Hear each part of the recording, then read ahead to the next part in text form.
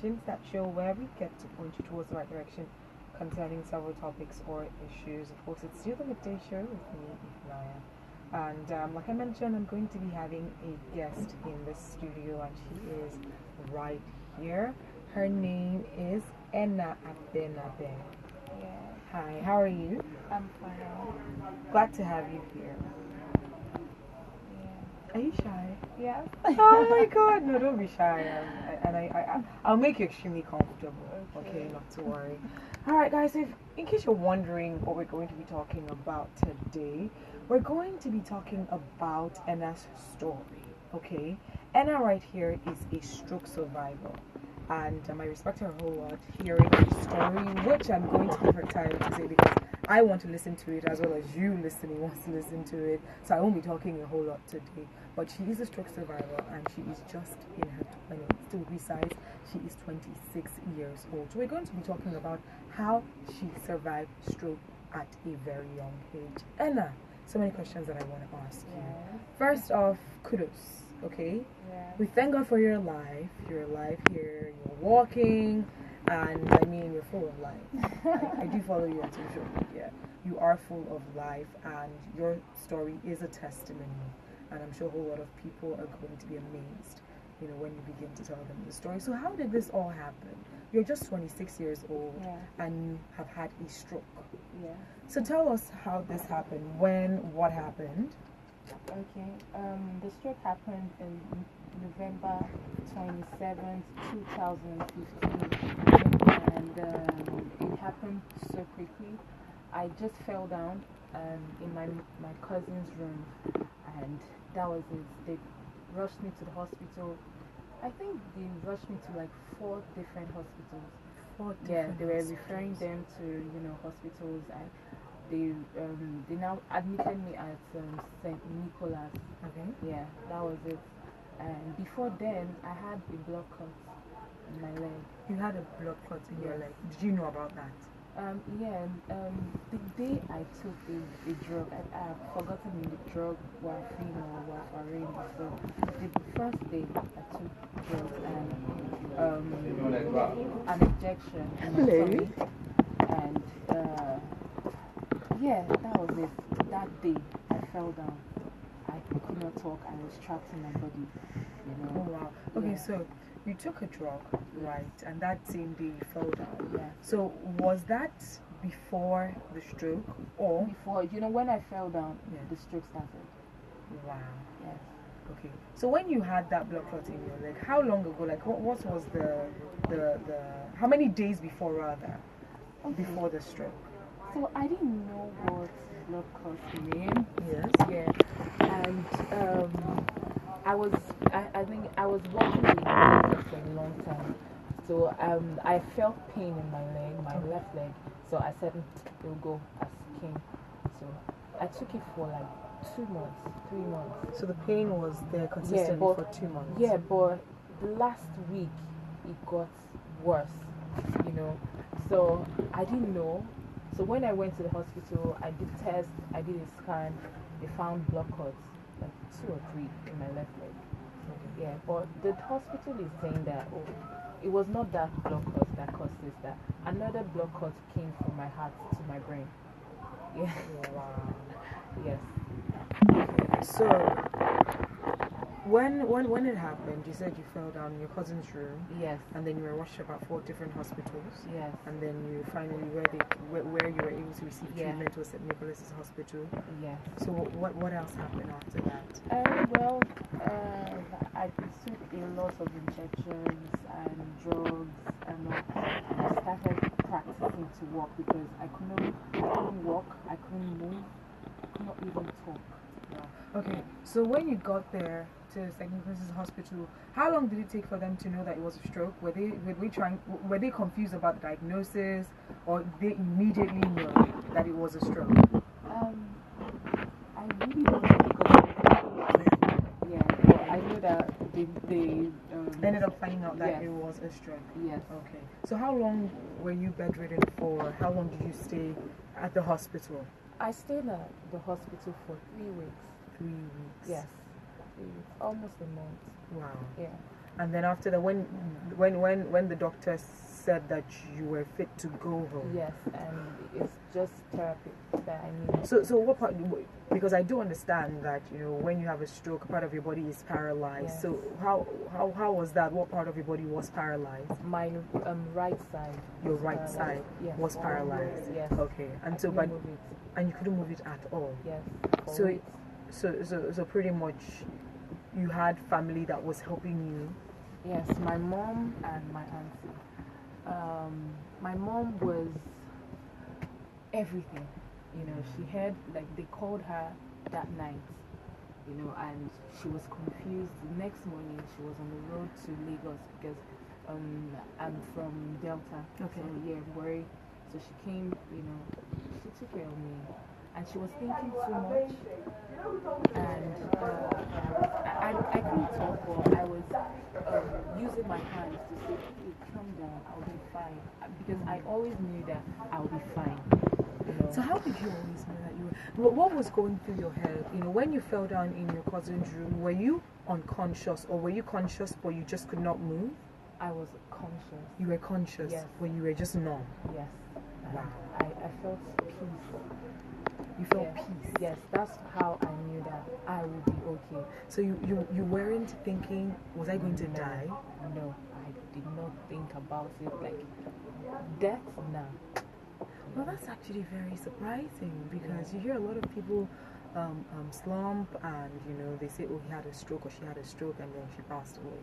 You fell in your room, or your cousin's room. They rushed you to 4 different hospitals, and of course I'm sure during when they were rushing you, you were unconscious, but could you hear what was happening? I was unconscious. Sorry, you were conscious rather, yeah, but could you hear? I was unconscious and conscious At the same time, yeah. Because I'm sure there will be panic. You probably might be able to see, okay, if people are panicking, what's wrong with her? And when people are panicking, you yourself, when you're in that position, I mean, did not panic. You did not panic bit. at all. Yeah. I just knew that I would be okay. There's just a small voice. Yeah. Small voice. So I'm assuming that you're Christian. Yes.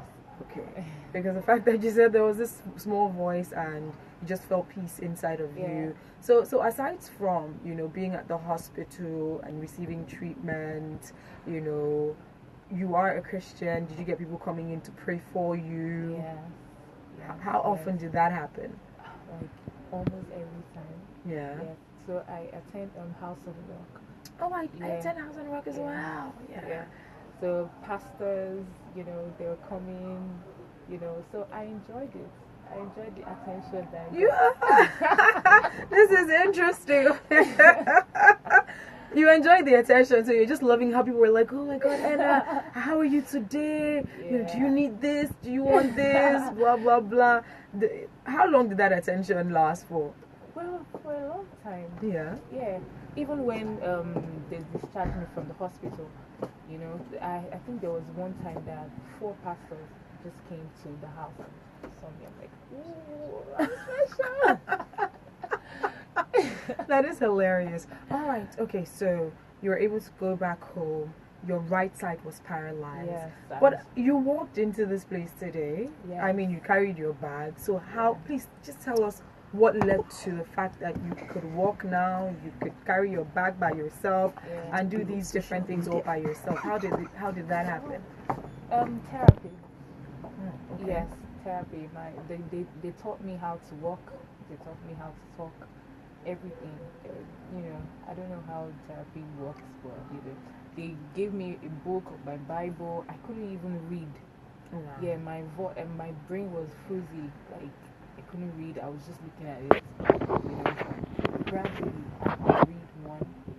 I do, and I couldn't talk. When I want to say, this boy is going, I will say, these goats are, a mix of my words. Yeah. So it's therapy that gradually I became, as strong as I am right now. I'm still undergoing therapy. Okay. Yeah. And, I think that's all. I just love your story so much. And I do understand that you've written a book. Yes. How did that come about? Why did you think it was important or necessary for you to write a book? What's the title of the book? I almost died. Oh wow. What's the title? So what is that about? So it's about survivors like coming together and sharing their stories, how they got stroke or lockdown syndrome, and how they recovered, how they are not afraid to live their lives. Like they're not afraid. That's absolutely amazing. I love that so much. And now I do understand that it's going to be very confusing to people when you say, "Oh, I'm 26 and I had a stroke." Yes. I was confused. I just always assumed that stroke was for older people. You know, maybe you're in your 60s, and when they say someone slumped, it's either they had a heart attack or stroke and stuff like that. The fact that you were 20, how old were you? 23. You were just 23. So, 3 years now. So tell us about this ailment called stroke and age. What does age have to do with it? Are there younger people that have had stroke? Is it an age thing? So can you explain that to us? Stroke is not an age thing. I found out because as I was 23 when I had it. One of the characters in my book was 17. 17. Yes. Yes, and different ages. Like it doesn't matter how young you are. It doesn't matter. Stroke can attack anybody. Yeah, and I think you have to eat well. If you eat a lot, I had ischemic stroke. Yeah, and if you eat well, I don't know, because none of these symptoms happened to me. Funny enough, no, I was okay. My body was okay because they were there. They said I had a blood clot. Causes of blood clots is not. I mean, well, I don't know the causes, but I remember that none of the causes. I was not doing anything. I was not smoking. I was not drinking. I was not thinking. So stroke does not have an age. It can happen to anybody. Yeah. Okay. Now, speaking about the type of stroke that you had, just to highlight some important information, because I could see that there are two types of stroke: the ischemic stroke and hemorrhagic stroke. And so, according to this, the ischemic stroke is similar to a heart attack, except that it occurs in the blood vessels of the brain. Clots can form in the brain's blood vessels, in blood vessels leading to the brain, or even blood vessels elsewhere in the body, and then travel to the brain. Now, these clots block blood flow to the brain's cells. Ischemic stroke can also occur when too much plaque, that is, fatty deposits and cholesterol, clog the brain's blood vessels. Now, about 80% of all strokes are ischemic. Now, the second one is the hemorrhagic strokes. It occurs when a blood vessel in the brain breaks or ruptures. Now, the result is blood seeping into the brain tissue, causing damage to brain cells. Now, most common cases of hemorrhagic stroke are high blood pressure and brain aneurysm. An aneurysm is a weakness or thinness in the blood vessel wall. So there's some symptoms that I will highlight as well, because you said, because clearly you didn't see any of those symptoms before it happened. Yes, I just felt, it was just surprising. Okay, so they say weakness or numbness of the face, arm, leg, on one side of the body. It happened after the stroke. Oh, this happened after the stroke. Oh, okay. Yeah, because my face was so numb and swollen. I didn't like myself because I see myself breathing. Okay, and then more of the symptoms: loss of vision or dimming, like it's just like a curtain falling in one or both eyes. So loss of vision or dimming in your eyes, loss of speech, difficulty talking or understanding what others are saying, sudden and severe headache with no known cause, loss of balance or unstable walking, usually combined with another symptom. Now, there are risk factors, right? And from what I could see, they have the controllable risk factors for stroke. Would you like to say something? Well, as in that high blood pressure, not me. smoking, not me. Okay, so these are okay. So I will highlight controllable causes and then the uncontrollable risk factors for stroke. Yes. Now, for the controllable risk factors for stroke, we have high blood pressure, and you didn't have high blood pressure. We have uncontrolled diabetes. Yes, it's not me. You didn't have any of that. No. We have high cholesterol. No. You didn't have high cholesterol. Smoking. You don't smoke. Excessive alcohol intake. You don't drink excessively. I mean, obesity. Obesity. Clearly, you're not obese. Coronary artery disease. Yeah, when I had an infection in your heart. Yes. Okay. All right. So these are the different controllable risk factors for stroke: high blood pressure, atrial fibrillation, uncontrolled diabetes, high cholesterol, smoking, excessive alcohol intake, obesity, carotid or coronary artery disease. Now, for the uncontrollable risk factors for stroke, age above 65, so from 65 and above, and then gender, which is an uncontrollable risk factor for stroke. Men have more strokes, but women have deadlier strokes. Yeah. Wow, that's quite interesting. So men have more strokes, however, women have deadlier strokes. Now, for race, African Americans are at increased risk. And another uncontrollable risk factor could be your family history of stroke. Is there any history in your family, any stroke history in your family? No, I know that my dad died, but not from stroke. Stroke, but not from stroke. Yeah. Wow. So these are the different factors, and Edna has said that most of the controllable risk factors, she just never engaged herself in any of those things like smoking, excessive alcohol. I mean, other things like obesity, she's not obese. Diabetes, no. High blood pressure, and a bunch of other things as well. However, these are some risk factors, and we have the uncontrollable ones, which is when you're above 65, you're more prone to actually having a stroke. And gender, men have more strokes, but women have deadlier strokes. And for family history as well, that is an uncontrollable risk factor. So if your family has history of stroke, you are more prone to having a stroke. Wow, okay, so now let's get back to your book. You mentioned that you incorporated different people that have been survivors of stroke, and what other disease was that? Lockdown syndrome. Lockdown syndrome. Something about Kidney issues as well. I think that's all. So why did you decide to bring all these people together? Why did you decide to tell their story? Okay, so I figured out that they would really take it serious if I write about only my story. Okay. Yeah. If I write about others like younger than me, not too older than me, they won't take it serious. Like everybody, like I want to help. Yeah, not only people that had stroke. I want to help everybody. You see how we live.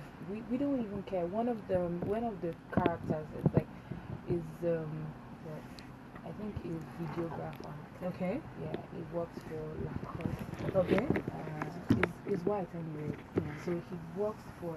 He has a stroke of genius. Share your stroke of genius. Okay, yeah. that's interesting. So you can see how they're happy. Yes. And they had a stroke. Wow. Some of them, their arms are like, okay, like the one with stroke of genius. His right hand is like he's struggling with it till now, like it's lifeless. But his right hand is lifeless. Yes. Oh wow. But it's coming up. So he had a new technique, new stuff. So it's coming up now after 12 years. But After 12 years. Yes. But during that 12 years, it did not stop me from following the stroke. Yes. The stroke did not stop me from following my dreams. What are your dreams? Okay, so I want to be a writer. Okay, so thank God. You are also, a writer. Yeah. Yes, it's my dream to own a column in every newspaper. Yeah, so I don't I write about stories. I write about my day-to-day life, how Okay. it's inspiring. So I really want to write about you know stories or things that will encourage people to live their lives normal, like live your life. I love that. Don't. So before the stroke, okay, what was your mindset in general about life, about your career path, you know, about the country that you're living in? And after the stroke, is that mindset still the same? Has there been any difference? Mm, a bit. Okay, so tell us Yeah. what your mindset was. You know, before the stroke, you're just a baby girl, 23 years old, Yeah. and you probably had hopes, aspirations, dreams, and you probably had set out, okay, into, because this happened in 2015. Yeah. So, okay, 2016, this is what I want to do. 2017, that is what I want to do. Did all those things change? A bit. So I wanted to um be an author, Okay. but I didn't know what to write. You know, I have abandoned manuscripts. You know, so now that I had a stroke, I have a story. Wow, that's so powerful. Yes. So before that, you didn't know what to write, but you just knew that you had it in you. You knew Yes. that you were going to become an author. Yes, I had a blog. You had a blog? Yes. Okay. Yes. So I wanted to be an author, and I was running my business, like for braiding. If you want to braid your hair, you Okay. call, and I would connect you with a hair braider. Okay. Yeah, I'll get my commission. Okay. You know, so after the stroke, it went down because I was seeing my phone and I was seeing that clients was calling, Yes. and I could not talk. Like it's like it was heartbreaking. Yeah. But oh well, that one has gone. So now I'm focusing on now, like the future, what the future has for me, and what again? I had dreams to own an empire. Okay. Yes, I didn't know what was. I don't know what is inside, but You just know. yes. Yeah. So I'm working on it right now. Okay. Yeah. So you decided that even if, or in spite of what I went through, Yes. it's not going to hold me back. Matter of fact, it's giving you extra juice Yes. to understand that you're here for a purpose. Yeah. Like you mentioned, you are going to be an author, but you did not know what to write about. Yes. But after the stroke, you had a story and you decided this is what I'm going to write about. Yes. Now, still speaking about your book, I Almost Died, what else did you share in that book that you'd like to share with us? About my mom. Okay, so talk to us about your mom. My mom died 3 weeks ago. Yeah, and this weekend was her burial. You know Rest when? her soul. Yeah, when I had a stroke, she was thinking so much, and I was using my left hand to say, "Calm down, I'll be okay," because I couldn't talk. But I think her high blood pressure was always high, 200 and something. So she was gradually shutting down her body, and before I knew it, last year, said, oh, she had chronic kidney disease. So I even had to stop my therapy for that long. Yeah, so I can provide for her. Yeah, for her dialysis and everything. I gave her some of my feelings. Yeah, okay. She says that I don't understand. Are you my child? So, like, she's impressed with how I take life, like, Yes. easy, and she struggled. She fought for her life, but when she saw that she was not getting any better, she said, okay, just relax. So my mom gave me inspiration. The zeal to take care of her, made me write this book. So she's special to me. I'm an only child. I lost my dad 10 years ago. And you know, I miss my mom. Yes, and you know, she died 3 weeks ago, and before she died, she had prayers for me. I will grow, I will great, you know. Yeah, I read, you know, and I remember how we used to talk, and you know, there's a probability that um, DSTV will um, show my my book launch, will air it. So when I was telling my mom, I was excited, but she couldn't even understand. She was saying, okay, okay. Like, it was heartbreaking, but I still told her. At least she I knew still, that yeah, before she left. yes. So yeah, I miss my mom, and wherever I know that she's in heaven watching, mommy, I made it. You sure did. Your story is very inspiring. Your story is absolutely beautiful. It's one of strength, of fortitude, not giving up.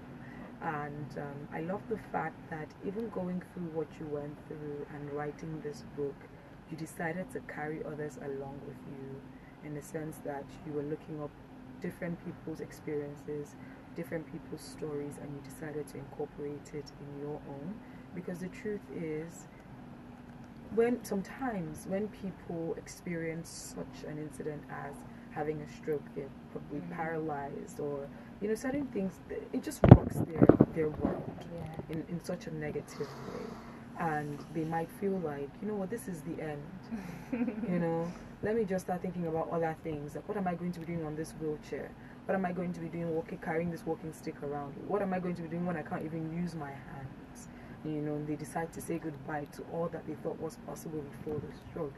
But you said that when you were still bedridden, you just had peace in your heart, knowing that you will be fine. And from what you also said, because I was trying to, I just wanted to see your frame of mind before and after, and it's pretty much the same. It's pretty much the same and so much better. I won't even say it's exactly the same.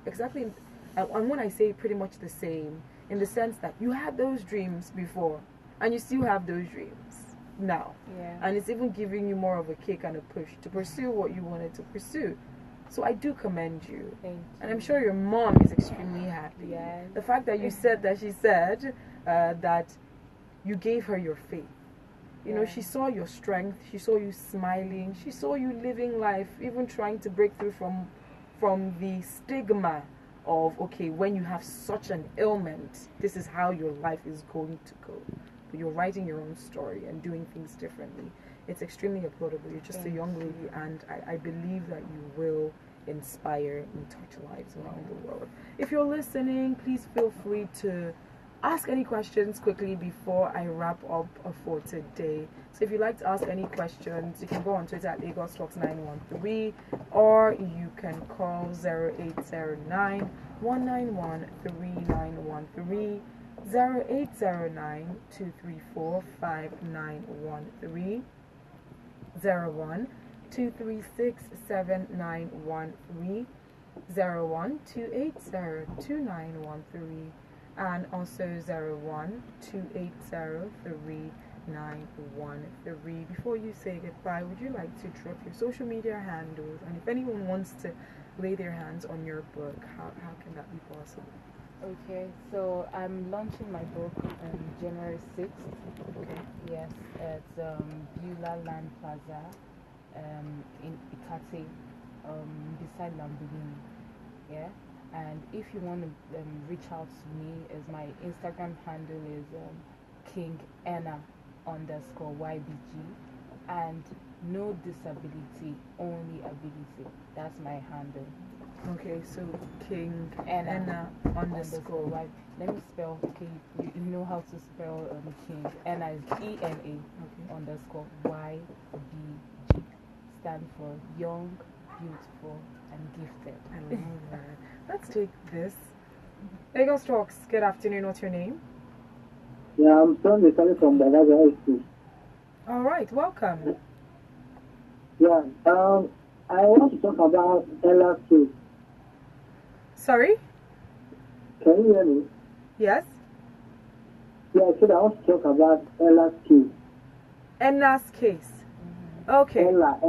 Enna, her name is Enna. E-N-A. Okay. Okay. Enna, Yes. can you hear me? Yes. Yes, I can. Yeah, I want to say, bring up your story and to the life you just passed through. God will give you the strength. Amen. Yeah, and there's something you just taught me when I was listening to the radio. So I want to put a story from your own story, and I want to write a movie about you, about what you just passed through now. Okay. Oh, that's lovely. Yeah. Yeah, I mean, the story, about your story now, I just want to put it in the TV, in the television. Okay, so you want to do something about her story. Yeah. You have my social media. Yeah, so what you Yeah. could do, that's absolutely beautiful. So what you could do is to reach out to her on her social media, which is King Enna _YBG. So King Enna _YBG. That is KINGENA _YBG. Please, can you come again? Because Okay, you know what? Pick up my book. You know what? Just hang up and then I would announce it again. Hang up and then we'll announce it. You can hear us better. Lagos Talks. Hello, good afternoon. Hi, good afternoon. What's your name? Yeah, my name is Kayode. Kayode. All right, let's hear you quickly. Yeah, I think Enna is an inspiration for the strength, for the ability to because just life happens to every one of us at different times. It might look difficult, it might be hard. It's not going to be, but you have to keep pushing, you have to stay strong, you have to keep going. Because right now, you're making more people believe that it's possible. And that's what life is about, the strength, the ability to believe in who we are and fight through whatever life throws at us and come out as an inspiration. This is a little bit personal for me because I have a younger sister who has cerebral palsy, so I know what struggle is like. I know what it's like to do with these things, especially at this age when you be mobile, be able to do everything you want to do, whatever you can imagine. But this can inhibit you, but you're going to come out stronger. You can pull through.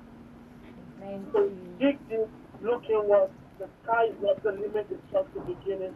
Keep pushing, you're an inspiration. Thank you so much. Thank you so much. Thank you. Alright, thank you so much for your lovely calls. And if you're listening, that is to the last caller. Enna's handle is at King Enna _YBG. So go on Instagram and search for KINGENA